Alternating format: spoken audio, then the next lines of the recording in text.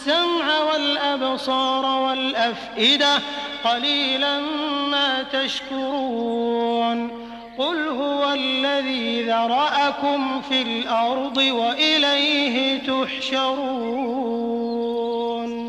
بھلا ایسا کون ہے جو تمہاری فوج ہو کر اللہ کے سوا تمہاری مدد کر سکے؟ کافر تو دھوکے میں ہیں۔ بھلا اگر وہ اپنا رزق بند کر لے تو کون ہے جو تم کو رزق دے؟ لیکن یہ سرکشی اور نفرت میں پھنسے ہوئے ہیں۔ بھلا جو شخص چلتا ہوا منہ کے بل گر پڑتا ہے وہ سیدھے رستے پر ہے یا وہ جو سیدھے رستے پر برابر چل رہا ہو؟